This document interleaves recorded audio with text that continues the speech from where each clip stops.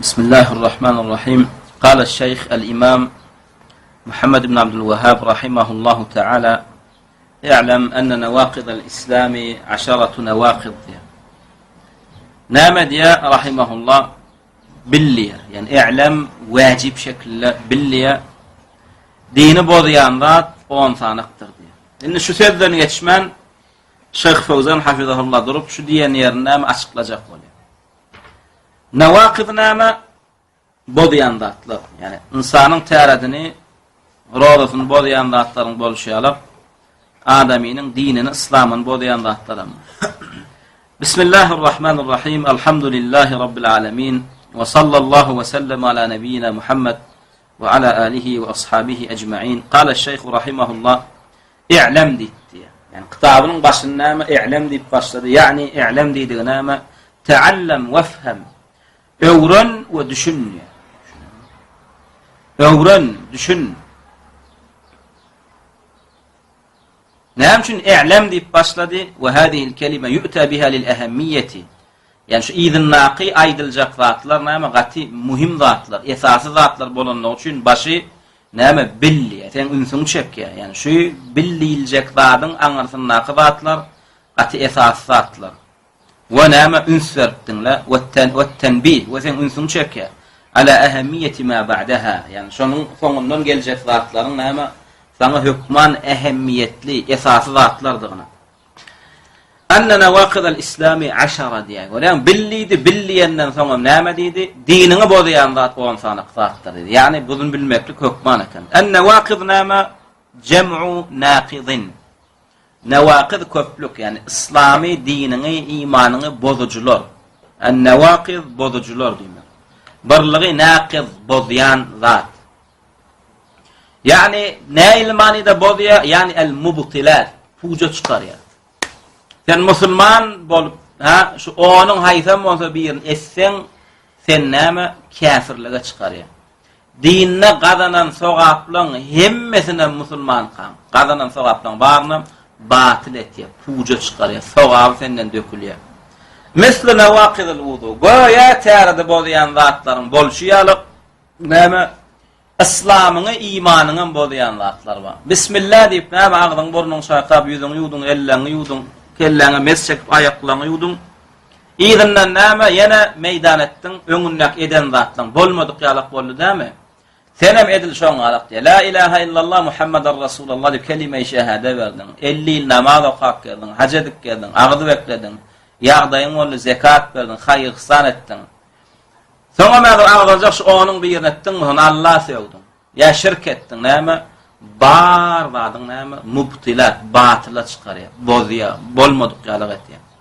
Nevakidil vudu değil şey alak diye. Ey mubtilatuhu. Yani nama değerletini bozuyan dağıtların boluşuyor alak. Dininin bozayan zatlar var. Enne şu bäbe nama bir kuştanak adı var. Kâbir ulamalar nama nevakid deyip atlanır. Yani nevakid el-İslam deyip atlanır. Yani İslam'ını bozayan zatlar. Kâbir ulamalar kitaplarına esbabur ridde deyip atlanır. Yani ridde. Din murtet bolmakluğuna nama sebep bolayan zatlar dediler. Esbabur ridde, yani nama kafirliğe riddet etmekliğine, kafirliğe dolanıp barmaklığına sebep bolayan amallar dediler. Kâfir ulamalar enva'ir ridde dediler. Yani murtetliğe nama çıkarayan görünüşler dediler. Yani murtetliğe çıkarayan amalların görünüşler deyip atlanırdılar. İnne nama biz tapav diyor, nevakidil İslam dinen olsun, esbabur ridde diyen olsun, enva'ir ridde diyen olsun, hemmesinin bize uğra çok olayan adı nama barzat. Yani atlar yutkanan olsa öğret çok bolayan nama mazmuni mağda barzat olmuş. Onun haysam olsa bir yerini sen ey Müslüman ettin mi? Sen doğal İslam'dan nama çıkayan kafir bolayan diye. Tayyip şu da bilmeklik muhim mi Müslümanı? Muhim. Hükmani suratta bilmeli. Ve ma'rifetuha muhimmetun cidden lil muslimi diye. Ve öğrene Müslüman diyen adama şu dinini bozayan zatlar bilmeklik hükman. Ne için bilmeliken min ecli en yeçtenibeha. Şodattan daşlaşar yalak. Ve yahdara yeçtenibeha daşlaşar yalak. Şu amallar yetecennebuha. Şu amallardan daşlaşar yalak. ve yahdara minha ve ağalanar ýaly, gorkar ýaly. Sebäp diýsen näme? Musulman diňe hayır tanamaly, musulman şerem tanamaly. Näme üçin? Şo şeri görünni tanar ýaly, gaýdar ýaly. Emma erwediň şerin nämeden bilmesen, ödüň şo zady nädip edip ýöreniňi bileňa. Şo şu käbir adamlar aýtýan, sen şu etýänlaryň erwet diýen bolyn, yo men niýetim gowdy diýen. Näme üçin? Ol eýem ödüniň edip ýören zadynyň erwetdigini bileňa. Ondan diýen ýok gardaş. Näme urfy adatda şu sen etýän zadyňa hyýanat diýilýär diýen ondan estağfurullah men bilmändir.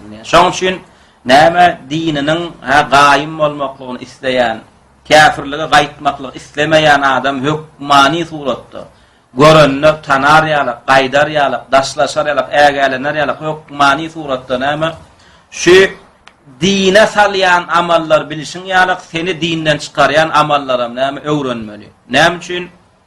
Dine salyan amallary öwrenmeli, etmek üçin, dinden çykarýan amallary öwrenmeli, näme saklanmak üçin, gaýtmak üçin.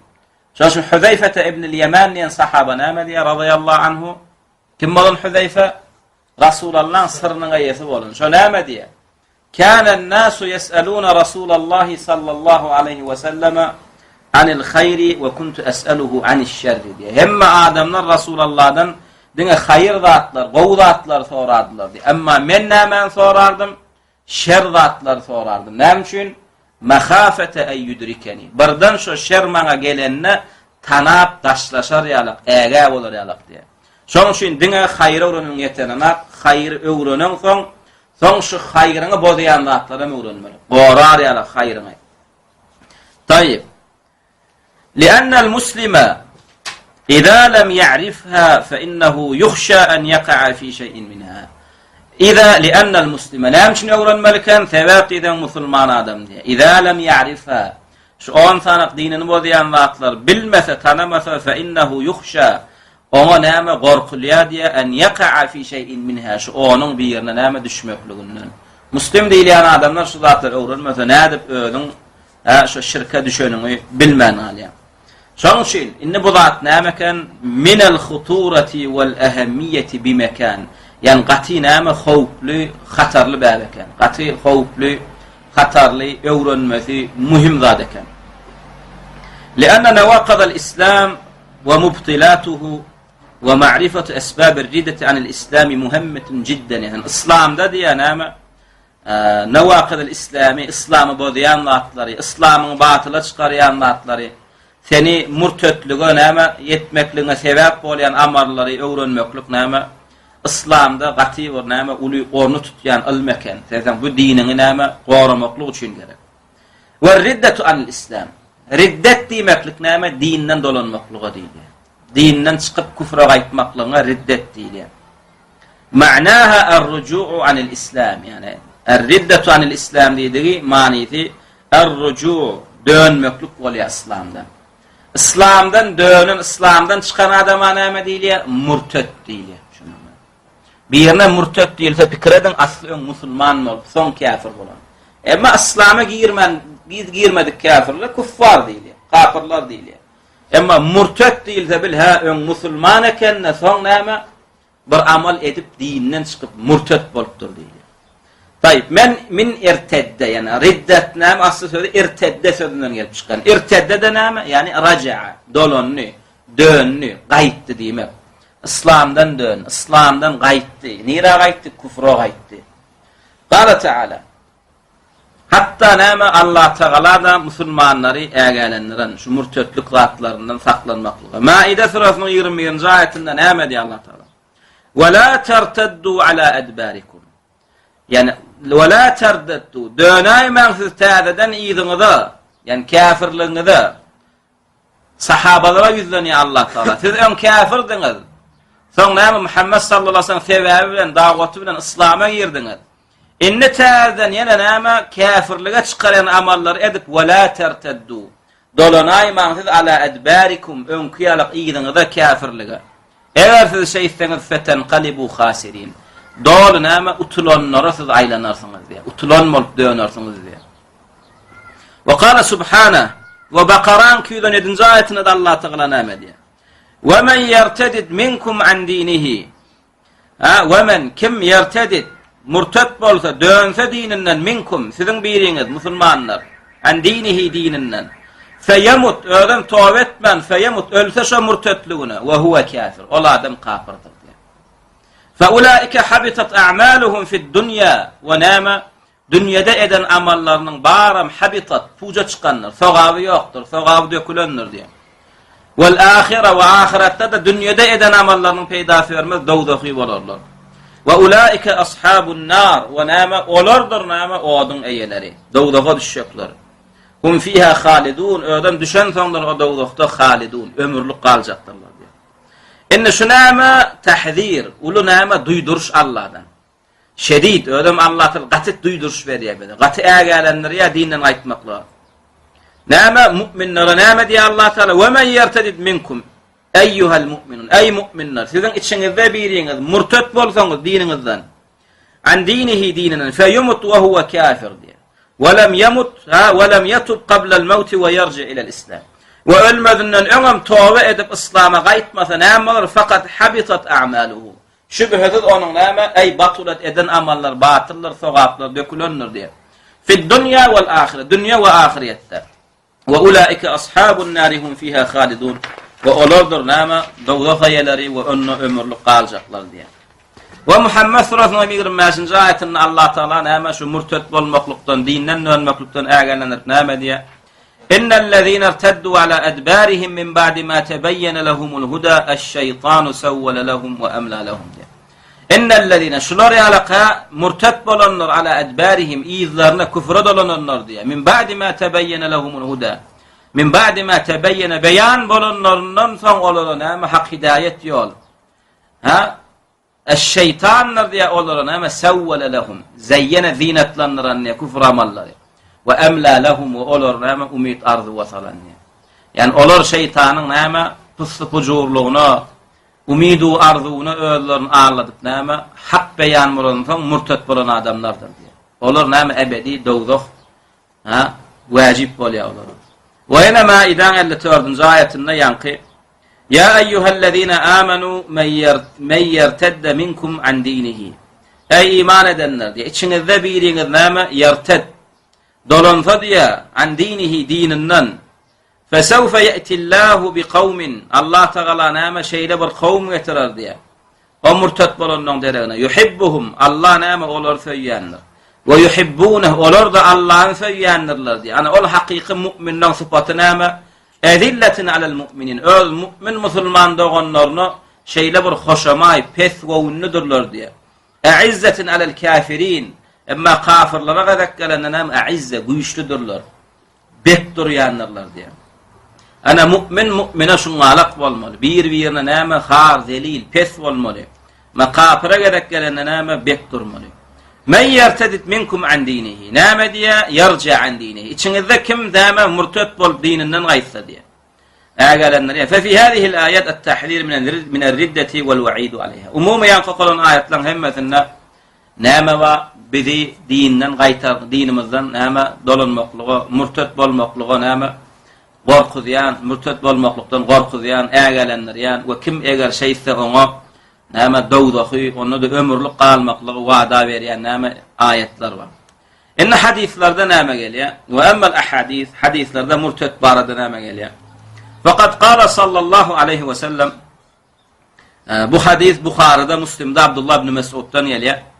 Näme diýär Peygamberimiz sallallahu aleyhi ve sellem? La yahillu demu imri'in muslimin illa bi ihda thalath. Halal bolmaz diýär bir musulmanyň gany şu üçün bir yerini etmese diye. Yani musulmanın kanını halal etýän var. Şu üçün bir yerde. Şu üçün bir yerini eden musulmanı öldürmeklikde näme dinine hakymyz var. Birinjisi näme es-seyyibuz zani. Es-seyyib näme? Hakiki İslam nikahyna göre er görün ya da näme ayal görüne seyyib diýilir. Hakiki İslam nikahyna göre er görün ayala ya da näme ayal görün erkege. Emma bir näme hele yal kaçıp öýlenýär. Şayat yok, nikah yok. Ol adam öýlenini hasaplanana. Şeriýata göre öýlenen hasaplanmaly. Şoňa seyyib diýilir. enne näme şeriğada göre näme öýlenen ya ära çykan ayal näme zina es-seyyibuz zani näme dilýär öldürilýär. Ya bolmasa en-nefsu bin-nefs ya da näme nahak adamyny öldüren adam näme dilýär öldür. En-nefsu bin-nefs bir nefs öldürdüňmi nahak senem öldürilýär. Üçüncüsü näme et-tariku li-dinihi yani murtat bolan adam. Murtadyň şu dünýede ýaşamana haky ýok. Murtat öldürilýär gone. Hada huwa şahid. Yani yanqi şu zat bilen temamında degişleri şahidi. El mufariqu lil cemaa. Yani murtat hasandan hem murtat bolan ya mufariqu lil cemaa musulman cemaatından çıkıyor. Ya murtat bolan musulmanın mufariq çıktı. Nämeden musulmanın cemaatından. Ya bu näme öldürmeli haklı. Üçün bir neden adam näme İslamda hükmü ölüm. Ve qala sallallahu aleyhi ve sellem men beddele dinehu faqtuluhu diye. Bu hadisen Bukhari'de gelen Ebu Davud, Tirmizi'de ve İmam Ahmed'de gelen. Näme diye Peygamber sallallahu aleyhi ve sellem men beddele dinehu faqtuluhu. Kim İslam'dan son dinini tazelese diye onu öldürün diye. Men beddele kim beddele çalışsa diye dinini faqtuluhu dessine diye. Fa tertib ve ta'qib. İslam'dan dönüp dinini tazeledi mi destine öldürün diye. Fe in kânel murteddu cemaaten bu näme yan hadislerde ayetlerde gelen bir adam dinini gaýtsa.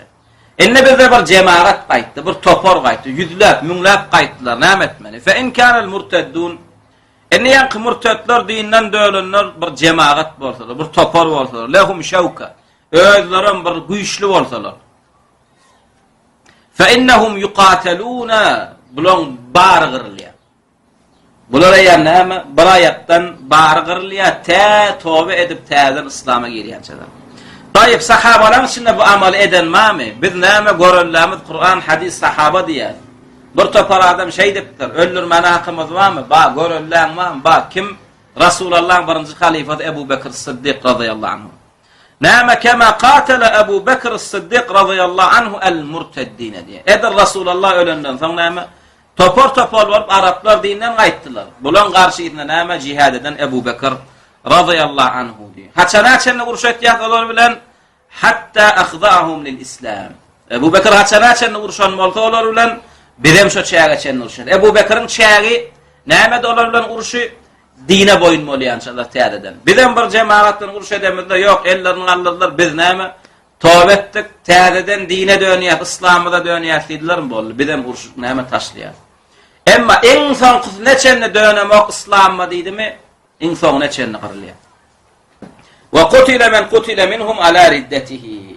Ve näme öldürülýär murtet diýilip ve taba men taba minhum tövbe edenem näme? Tawaf qawl edilýär. Eýem tövbe eden adam näme? Beýem tövbe eden adamyň näme Allah'ın arasynda biz düşünbilmeýär. Tövbe etdimi eýem Allah'ın tövbesyny kabul etýär. فقاتلهم صلى الله عليه فقاتلهم رضي الله عنه محققا بذلك قوله تعالى رسول الله Ebu Bekir radıyallahu anhu murtetlerle näme uruş etdi näme Allah Teala'nın buyruğunu muhakkikan yerine düşürmek için. Yani Allah'ın bir de näme buyruğu şeyler. Yani Allah Teala näme diýer diýdi. Yani ayetin başta näme okudyk Maide 54. Soňuna çen okadyn bu ayet. Soňuna çen näme diýär Allah Teala? Ya eyyuhellezine amenu ey iman edenler. Men yertedit minkum an dinihi. Kim içinizde biriniz murtet bolup dininden dönse. Fesawfa ya'tillahu biqawmin. Allah sizin dereňize şeýle bir kavm getirir yuhibbuhum. Ve Allah olar söýer. Ve yuhibbuna olar da Allah'ın söýerler. Olar ezilletin alil mu'minin öz mu'min musulman doganlaryna şeýle bir hoşama yumşak pes bolarlar diye. Eizzetin alel kafirin kafirlerin üstüne näme ürsem bolarlar diye. Bet dararlar diye. Kafirleri. Yücahidun fi sabilillah. Özlerim näme Allah'ın yolunda cihad ederler. Ve la yakhafuna lawmata laim. Ve näme iğencinden, hayvat atanın hayvatından çekinip durmadılar diye. Hakiki mümin Allah'dan korkup, näme kalbından bira bağlap, cihada gallimi, ona yam hiç kimden korkmak yoktur. Korkmanı hakam yoğunlar musulmanı. Ve la yakhafuna lawmata laim diye. Olur bismillah, Allahu ekber diye. Din gılcın firan sanlar näme iğencinden. Lawmata näme lawma iğenç. Laim iğenýän adam. İğencinden ya hayvatatanyň hayvatyndan ya iyilgünün gep gurrundan çekinip gorkup durmadylar diye. Allah'ın yolunda cihad ederler. Diýdimi? Allah Taala. Ebu Bekir'e nämetdi? Cihad etdi murtetlerin karşısına.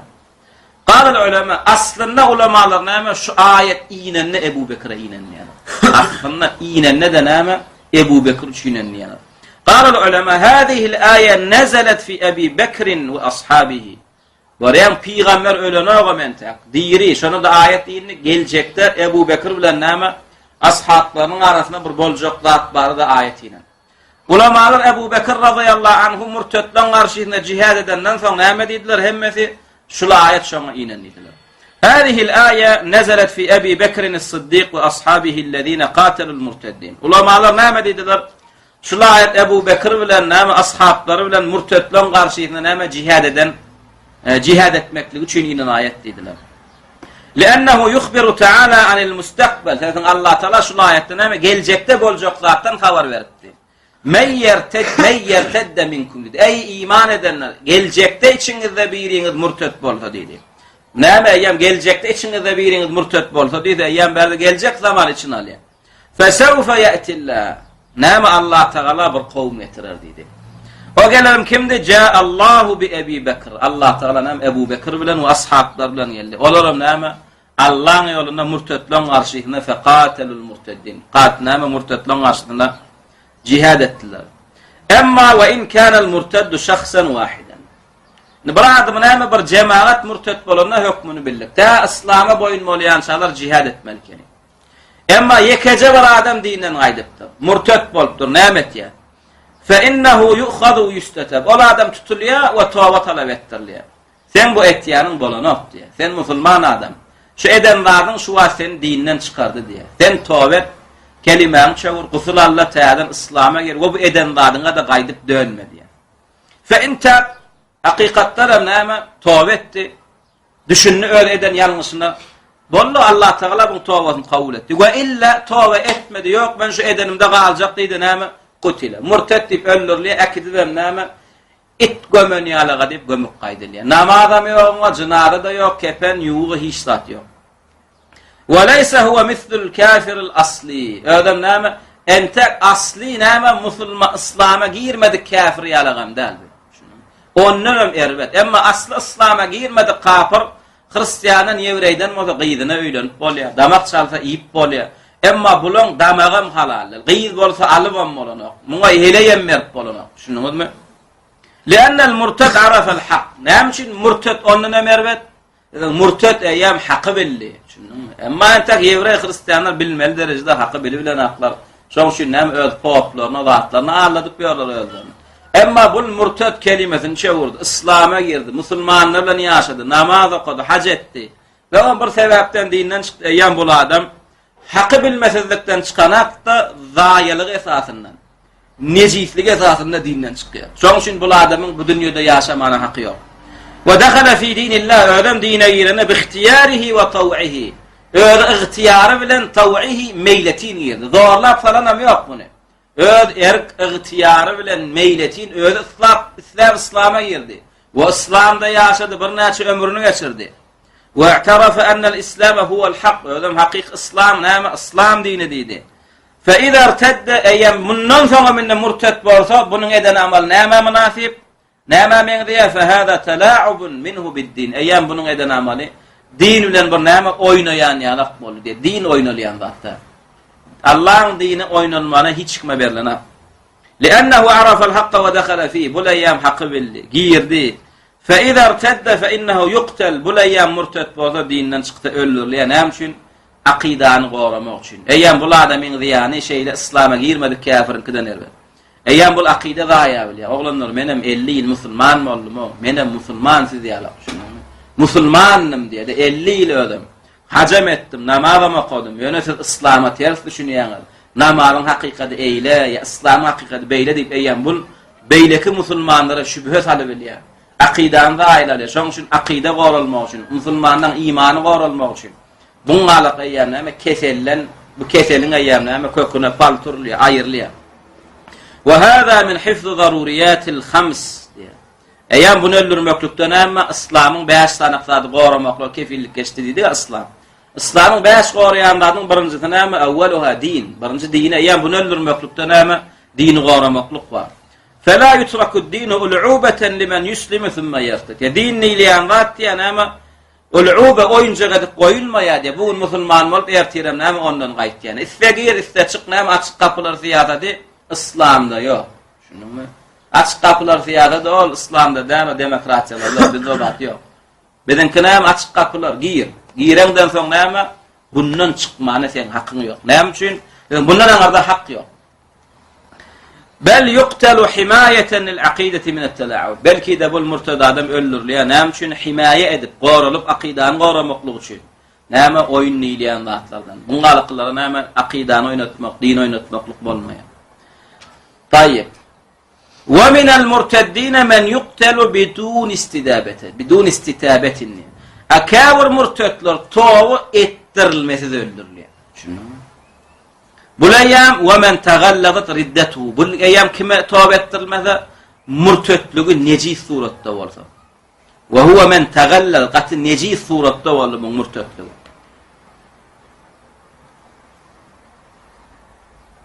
Bul diňe dinden näme dönmeklik bilen şäklenmekden näme dine söw, Allah söw, peýgambere söw, Kur'ana söw. Aýna musulmanlar eýleken, beýleken diýip näme ýöne bir suratda çykyp näme ýöne bir amal etmeklik bilen çykmady. Çykan soňam näme durmady be. Bul näme tawba etdirilýär bunu. Gönüldürli. Ele düşdüğü gönüldürli. Fe innehu yuqtalu we la yustatab himayeten lid-din. Buňalyk näme nejis suratda dinden çykanlara näme çykypam näme diňe çykmak bilen çäklenmediler. Dini gaty kemsitjek boldy. Allah degdi, peýgambere degdi. Buňalyklarda näme din goralýar. Tawba etdirmesizden öldürülýär. وحماية لأول الضروريات الخمس التي جاء الإسلام بحفظها. İslam'ın birinci goramaklygy üçin gelen zady näme? İslam, din. Şonu goramaklygy üçin öldürülýär. Tayyib. Ve dirasatu ve dirasatu hadihi an-nawaqid muhimmatun jiddan. Şu näme? Inne näme umumy netijel hasıl näme kepjemlejek bolýar. Olam näme? Şu temany öwrenmeklik muhim eken. Muhim, gaty muhim. Dini bolýan zatlar öwrenmeklik näme hökman eken. Şonuň üçin ulamalar hemmesi sannafu fiha musannafat.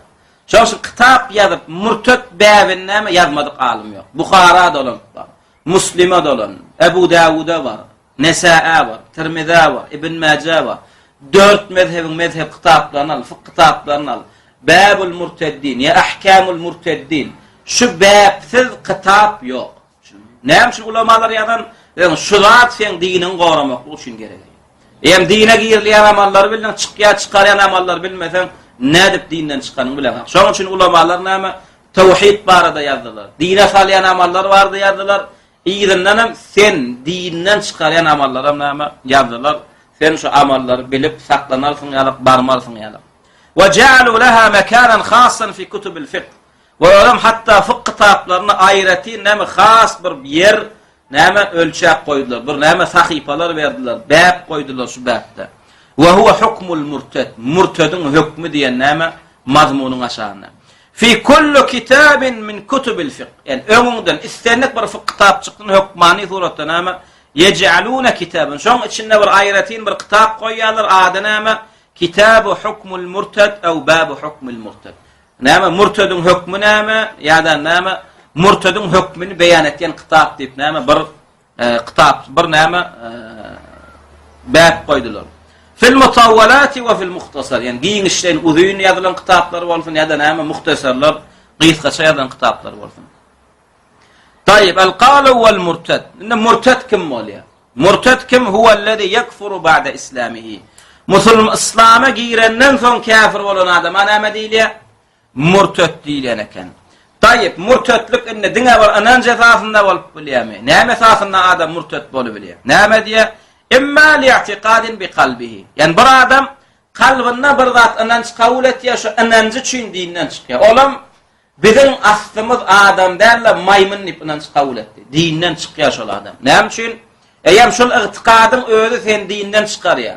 Şu itiqadyň özünü eýem Kur'ana, hadise ýalňyş diýmeklik bar. Kur'an hadisde doli näme adamın aslının näme Adam aleyhisselam dendigine adamın aslının toprakdandygyny.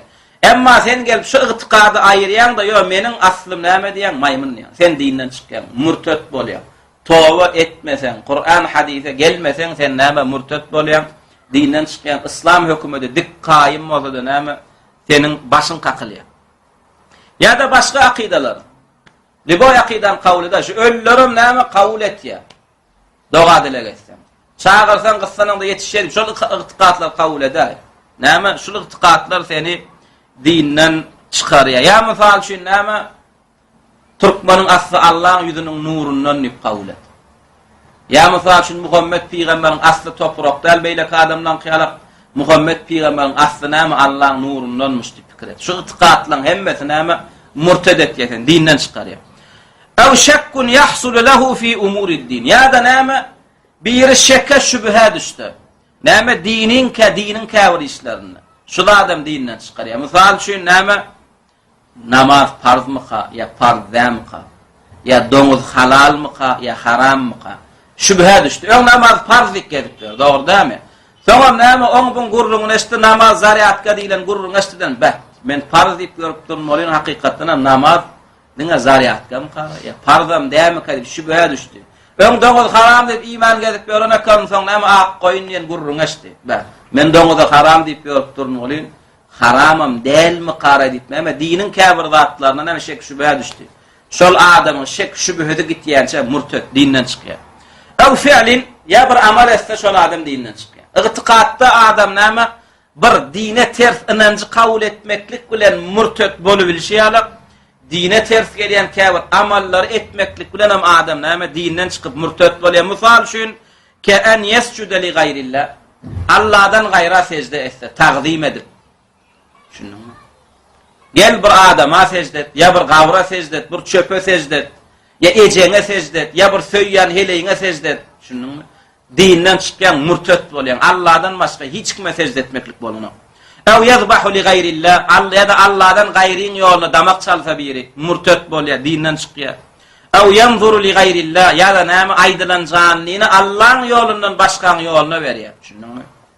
Hassam otulsa näme 5 kilo kökü Allah'ın ýoluna diýär, muvahhid adam, Allah'ın birleýän adam. Tussogum gaýdyp gelse näme bir goýun Allah'ın ýoluna diýär. Emma müşrik murtet bolsa näme hassam otulsa näme diýär, bir janly plan öwliýän şanyna diýär. Ya 5 kilo kökü näme plan öwliýän şanyna diýär. Şu zatlar näme murtetlige çykarýar, dinden çykarýar. Hada fi'lun men fa'alahu faqat irtadda. Yani qadalan zatlar yani gıysgaça misal üstünde. Emma bundan başga da işler, kim şu işler etsename diye faqat irtadda, murtet boli. Ew qawlin edil şoň alaq näme? Adam anans bilen, fıgıl bilen murtet bolýar.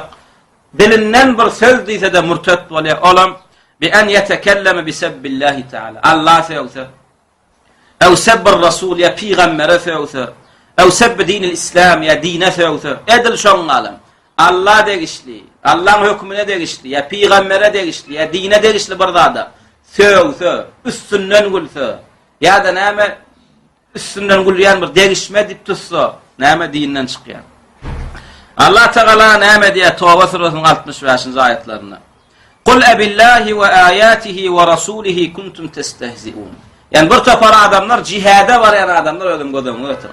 Rasulullah bilen cihada barýarlar, cihatda näme ýöne kastsız peýgamber üstünden gülýärler.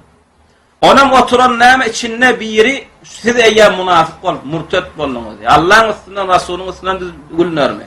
Men sizi peýgamber aýtjak diýip gelse eýär Rasulullah'ın ýanyna yetmäkem wahy gelipdir diýip düşündüm. Eýär Allah wahy aýdypdyr, plan murtet boldy. Sen üstünden gülürler diye. Şolan bir näme gelip peýgamberiň näme jylawundan tutup ýalbardy diye ya Rasulullah. Ýöne näme saparyň kösenjini kesjek boldy.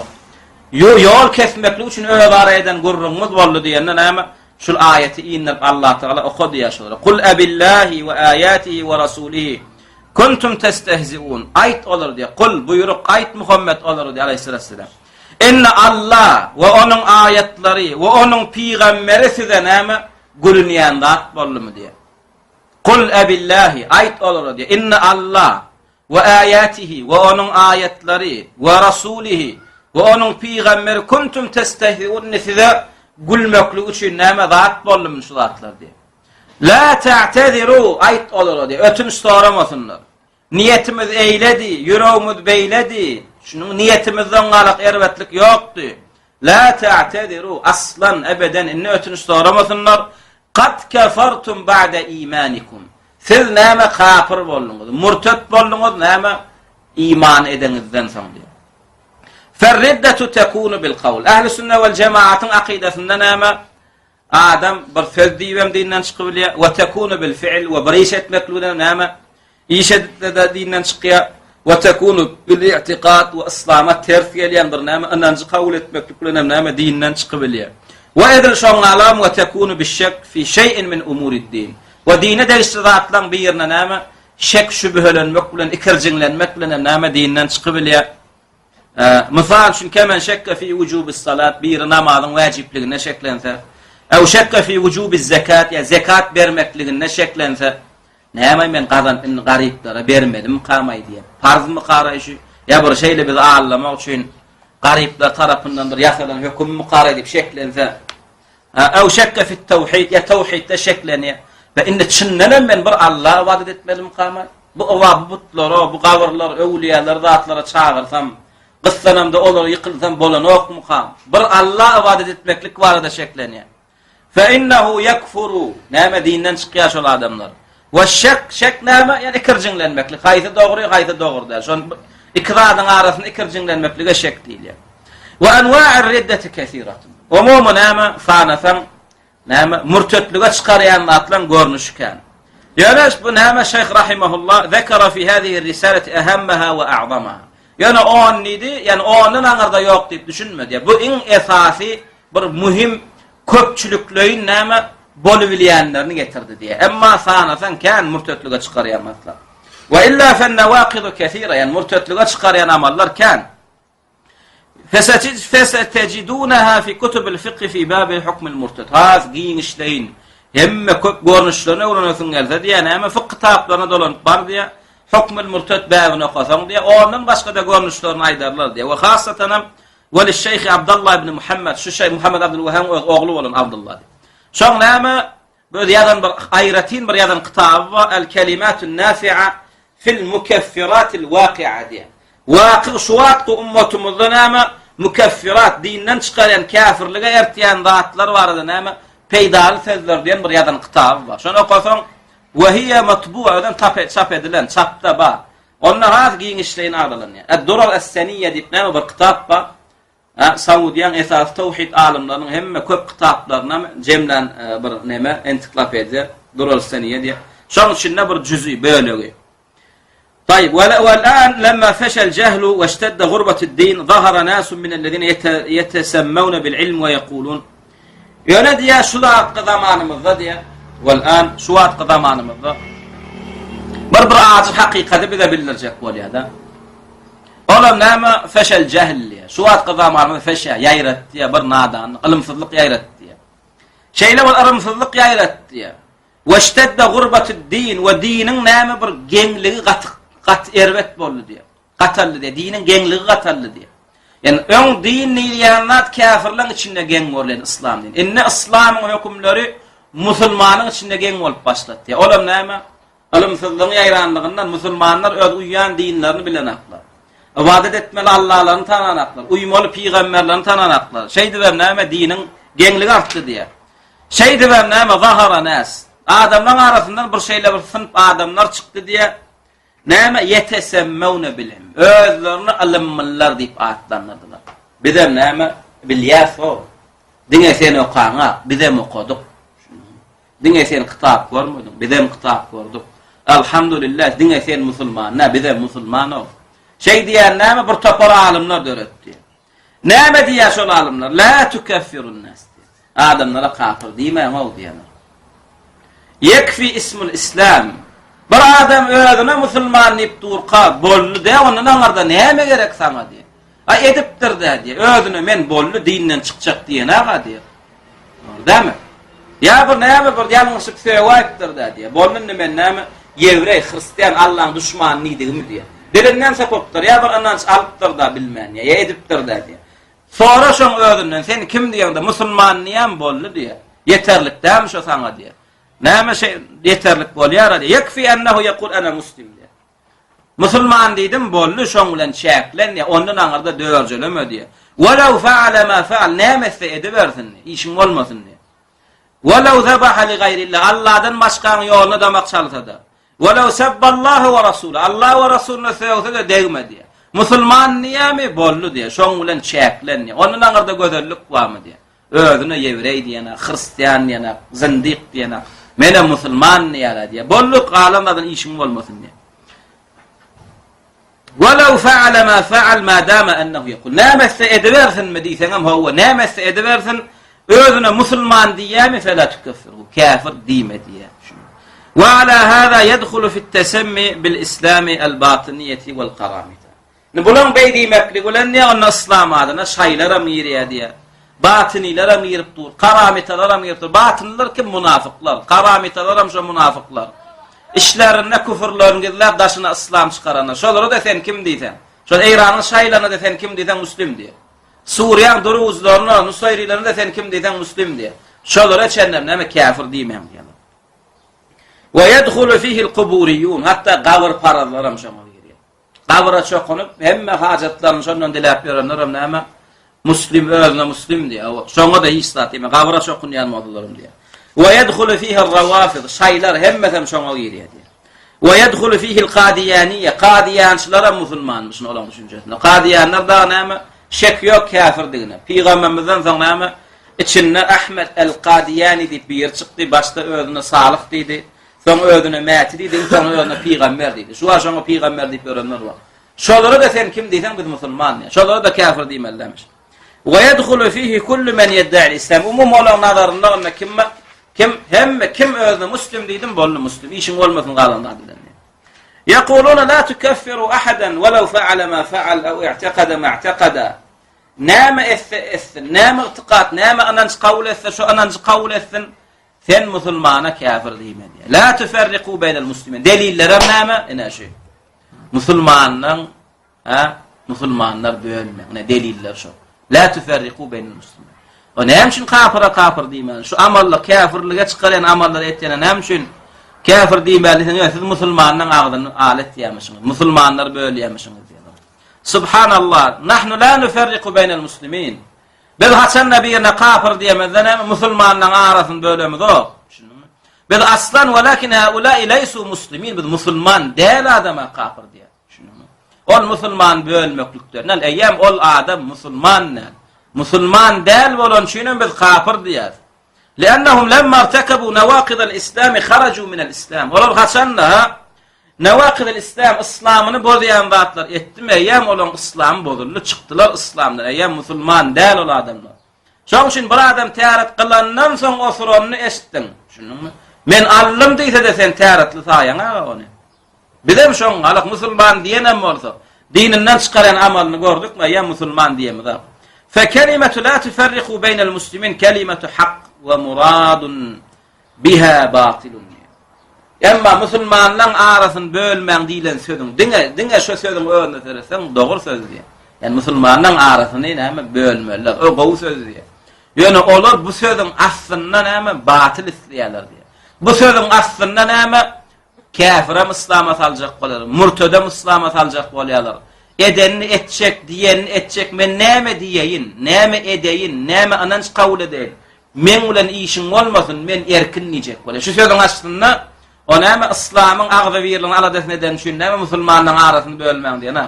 Ol bu sözüň aslynda edenni etçek bolar. Emma şunu musulmanlar itiqadyny goýup bilmese, musulmanlaryň arasyny näme bölmeler diýen sözüne kanagat edip bilmese, ettir bilmese musulmanlara, onda bu özü kafir boljak. Ondan özüne kafir diýdirese gelene. Dinlen ýaşasam gelene. Heme muslim bolasy gelýär, hemem näme dinlen ýaşasy gelene. Indi näme etmeli bolýar bu? Owadan sözüň astyna girmeli, musulmanlaryň arasyny bölme. Owadan sözüň astyna giresi gelýär. Şoň üçin näme diýär? Musulmanlaryň arasyny bölmeler diýen sözi hak diýär. Ýöne onuň isleýän zady batyl diýär. Olam Şu sözün aslında näme eden netçek, Allah söyleyecek, arak içecek, zina edecek, şirk edecek. Şununmu? لأن الصحابة رضي الله عنهم لما ارتد من ارتد من العرب بعد وفاة النبي صلى الله عليه وسلم قاتلوهم. Birin görellerimiz sahabalar bilir. Sahabalar näme etdiler? Rasulullah ölenden soň Araplar içinde kim murtet boldy mu? Qataluhum. Jeng etdiler şolan garşyna, jihad etdiler. Şonda şolar jihad edenlerine ma qalu la tufarriqu beynel muslimin. Biri beýleksine näme? Musulmanlaryň arasyny bölmäň diýmediler. Näme üçin? Sebäp diýsek li'annahu leysu muslimin. Sebäp Peygamberimiz ölenden soň murtet bolan Araplar, olar ýa musulman näliler.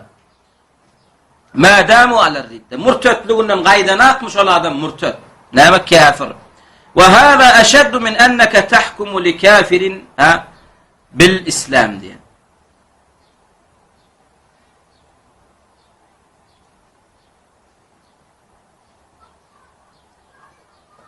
Ve hâzâ eşed min enneke tahkumu li kafirin bil İslam diye. Bunun näme? Ervet diye näme bir musulmana kafira İslam diýeninden näme ervet diye. Ýanky diýen sen sözüň näme? Musulmanlar bölmäň, eýtmäň diýen sözüň näme? Bir kafira muslim diýen näme? Muslim diýeninden näme ervet diye. Aslında bu bir kafira näme? Kafir diýmesinden adam näme murtetliň bäbi. Ve sayati anna min ar-riddati men lam yukaffir al-kafira aw shakka fi kufrihi. فهذه المسألة وهي من لم يكفر الكافر أو شك في كفره فهو كافر مثله دي. يعني قال جك باب تقال يا دي كافر دي مثلا يا كافر لغنا شكل انثن شون ödem edil şon ala kafir bol yani. Yan kısyan ki diyan gurrun diye şonnuna merbet diye. Yan bu sözün aşağında näme? Rafidi, batini, karamita, kadiyane hemme dünyada kafirin neci sortu olsa salıp bol yan sözün aşağına. Bular näme diýerler? Siz musulmana kafir diýen şäňiz diýe. Gidin danim näme we haula'i yaqulun. Inna bular näme diýerler? La tukaffiru ahadan. Yani hiç bir musulmana kafir diýmem. Walaw fa'ala ma fa'ala. Näme esse edibersin diýe. Ýene sen ýekeje bir zat neferet diýe. Madam ennehu yaqul la ilaha illallah. La ilaha illallah diýämi bollu diýe. Şon söýlen näme? Sen çäklen diýe. La ilaha illallah diýdim musulmanny. Näme diýse diýsin kafir diýme diýe. Siz beýle näme gaýratyňyz bar bolsa diýe entum wajihul malahidati. Gidin onu aslan mulhitler bilen dawa edin diýe. Beýle gaýratyň bolsa, gujuryň bolsa, çydamaýan bolsa, gitde mulhitler bilen dawa et diýe. Mulhitlerin garşyna jihad et diýe. Mulhit kim ateistler? Aslan Allah'a inanmaýanlar. Düýünden Allah'a inanmaýanlar bar diýe. Şunu sen Allah'a inanmaýanlar waka olar zat diýmänni. La ilahe illallah diyenlere kafir diyen. Vatruku haula ellezine yed'un el-islam. Emma men musulman diyenler koydu ya, oları gününe koy, oları değme diyen molyalar. Gitti näme? Ateistlara, komünistlara şolan karşısına cihad etti ya. Odan söz bular. Nekulu lehum, biz näme diyas bular? Haulai akhtaru minel melahide diye. Bizim kafir diyenlerimiz ateistlardan emervet diye. Näme üçin? Ateist haçanla öğren ateist diyene şu Allah'ın dini diyene. Şunu mu? Komünist haçanla öğren komünistuna çağıranla. Şu Allah'ın Kur'an'ında var, Peygamber'in näme sünnetinde var, İslam dininde var. Ashablar näme Ebu Bekir, Ömer, Osman şu komünizme çağırıptır diyenler. Bu Lenin'in, Stalin'in ideyesi diyorlar. Emma bular olardan erbet, şunu mu? Şirket diyorlar. O şu Allah'ın dini diyorlar. Şunu mu? Sünnete düşmançılık etdiler ve öýdem şu Peygamberin dini diýerler. Haýsynyň kerbet bolýar. Ýankylankı erbet bolýar. Şunuňmy? Şoň üçin näme naqulu lahum? La ilaha illallah diýip näme edibersin? Näme musulmana kafir diýme de gitdi. Aslan Allah'ın men ateistlerin garşysynda näme jihad etdiýenlere näme diýer? Biz iň erbet kafira garşy jihad etdiýär. Yani olan küfrü näme? Ateistin kıdan erbet. Näme üçin? لأن الملاحدة مدعوا الإسلام ولا ادعوا أن الذي هم عليه إسلام. أصلا أتيست öğrenen men musulman nimedi. Ve şu menin götürýän akidam İslam'ın akidesi diýmedi. Şunmy? Emma ol murtet müşrikler näme? Feyahda'una an-nas adamlar oýnaýarlar. Musulman saadalar oýnaýarlar. Wallahi şeýt diýerler. Saada musulmanlara aldylar. Nädip? Awdan sakal goýberýärler. owadan sellega ýalar, owadan tesbal ýalar ellerine. Kur'an alan molyalar, mol näme muhteser diýen molyalar, sopallaýar diýen molyalar. Näme saada adamlar allar we yad'una an ve yed'una anna al-kufra huwa al-islam. Feyahda'un allayar adamlar. Feyahda'un an-nas. Emma ol murtet müşrikler näme? Olan hatary mulhitlan qydan ateistlan qydan erwet. Näme üçin olar adamlar Allah we dawa etýärler küfürlerini islam diýip. Öz kafirliklaryny islam edip gorkodýarlar. Şey dip näme? İslamy isleýän adama da küfür berýärler. Tawhidi isleýän adama şirk berýärler. Sünnet isleýäne bidgat berýärler. Fahaula ana şeytiyanlar näme? Eşeddu minel melahide. Ateistlerden emerber. Ferriddetu eşeddu minel ilhad. Oğlum bilip koyun şonu. Yani musulman bolsaň murtet bolmakluk näme? Mulhitlikden erbet, ateistlikden erbet. Şunu. Vel iyadu billah. Allah näme? Hemme medgorasın. İlhadlikden, riddetlikden. Feyejibu أن نعرف موقفنا من هذه الأمور ونميزها ونتبينها. Şoňşin wajib bolýar bize näme? Öz durumumuzy bilmeli şu zatlar barada. Ateistin garşysynda näil durmaly, murtedin garşysynda nädip durmaly. Şunun her bir zatda muslimiň öz durumu bolmaly. Sünnetde näilek durmaly, bidgatyň garşysynda näilek durmaly, murtedin garşysynda nädip durmaly. We näme? Murtetligi näme ateistlikden, bidgaty sünnetten näme tapawutdan bilmeli we netenebbeha we ünsörmeli, duymaly şu zatlar biz. Lianna al-ana fi ta'miyatin. Sebäpden biz şu wagt näil zamanda ýaşaýatdy? Ta'miye zamanasynda, kör edilýän zamanasynda. Musulmanlar şu wagt näme hakykatdan kör etjek bolýarlar. Telewizyon usulen, radio usulen, teňli tana dagalyk murtet, müşrik ahundan usulen näme? Musulmanlar gözünden hak näme kör etjek bolýar, hakarçyk bolýarlar. Küfrü islam edip gorkodýarlar. Bidgaty sünnet edip gorkodýarlar. Tawhid näme şirk edip gorkodýarlar. Fe hunaka nasun, şoňşun şu zamana şeýle bir adamlar bar, yuellifun, ýazýarlar, kitaplar ýazýarlar, yuellifuna we yektubun, kitaplar ýazýarlar. Ve yentaqidun, we näme tawhide çağırýan adamlar tanqidlaýarlar. Ana olar wahhabimiş. Olar peygamber söýeni okmuş, olar sünnetin düşmanymış. Hakyky islama, tawhide, Rasulullah'ın dinine çağırýan adamlaram tanqid etýär, lekçeler berýärler. Näme üçin? Musulmanlaryň gözüni hakykatdan kör etjek bolýarlar. Wa azram näme? Hemmesem şu awadanjy lozungyň näme? Söýüň aşagyna jemlenýärler. La tukaffirul muslimin. Yani musulmanlara kafir diýmem. Musulmanlara kafir diýmem. Ona saada muslimam näme hakykatdan ey bular musulmana kafir diýen pikir etýär. Wa naqul biz bulara näme diýäs? Nahnu nukaffiru men kharaja islam. Kharaja anil islam. Biz näme islamdan çykan adama kafir diýär. Emma al-muslimu fela yejuzu tekfiru. Emma bizem diýäs musulmana kafir diýmek bolar. Delilsiz musulmana kafir diýeniň özü kafir. Emma biz muslime kafir diýemek. Hatta dinden çykan murtet kafire kafir diýär. Enne şu zatlara düşünen bolsak näme diýär? El-awwal. Şu dinden çykarýan zatlaryň birinjisi näme? Eş-şirku fi ibadetillahi taala. Birinji musulmany dinden çykarýan zat näme? Eş-şirku fi ibadetillahi taala. Allah ibadet edende näme? Şirk etmeklik, ikilik etmeklik. Yani şirkem iki suratly bolýar. Ýara Allah ibadet edişiň ýalyk, ýene bir zatlara ibadet etmeklik ya da Allah bilen bilelikde bir zata ibadet etmeklik. Bira näme? Allah ibadet, Allah'ın çağırşalyk diňe ölüýün çağırýar. Ewliýalar, pirler ýetişiň, ya gawry çağırýar.